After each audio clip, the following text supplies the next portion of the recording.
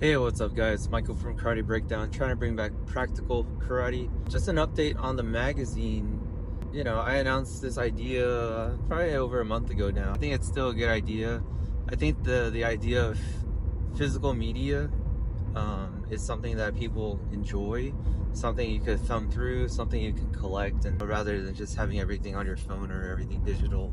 There's the regular people that wanted to submit things. There are people that asking if there's compensation and kind of backed out. And then after that, it was kind of crickets. So just wanted to announce that it's probably postponed indefinitely. Maybe I'll try it again when I have more people or more eyes on the channel. Maybe I'm still too small of an impact. Maybe it's just not the right timing for it. Ideas come to my head every day about what I can do to kind of spread the idea that karate should be practical, should be for self-defense. Why am I so passionate about karate being practical, and what does practical mean to me? For me, it means like you stay ready. You're always ready for an encounter, and that encounter can be verbal. That encounter can be hand to hand. That encounter can be against a weapon. It can be against a complete stranger. It can be against your sparring with your buddy at the dojo. It could be against a family member at a party, right? Especially as life moves on, your old training partners might not be there anymore, but at least you could stay ready for yourself. And even then, that might be hard to maintain. I'm grateful I have a family, so I can shift my motivation to that. And then it goes to, what does it mean to stay ready in the practical sense? So that's, of course, combative skills. Extrapolate that to cardio. You could extrapolate that to strength and conditioning. Being able to run with your child in your arms for miles to get away from a threat, right? From a natural disaster, or to take somebody by foot to the hospital if you need to lift something heavy if something falls on somebody, or to get an obstruction out of the way. I see all that as practical skills, and therefore it's my expression of karate. It's why I also prioritize strength and conditioning and lifting and stuff like that, in addition to the self-defense combative aspect of martial arts. It's all together one and the same. People had made books about this, relaying martial arts to like business, right? So staying ready financially, staying ready, having a savings, right? I'm not going to talk about that, but that can be part of it too. You could even think about modern weaponry, right? You can be ready by having some firearms training, because that's what people use nowadays. You can be ready by having knife training.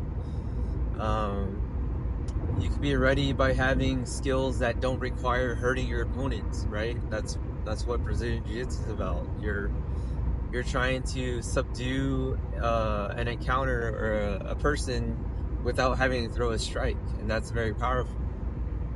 So being ready on all parts of those spectrums and all those different variables, that's why I believe karate should have that lens when it looks at its skill development. Being ready verbally, right? So being able to de-escalate a situation using just your words. In the business sense, being ready by with sales, right? Being hospitable, being able to have a conversation. Those are all part of it. If you think about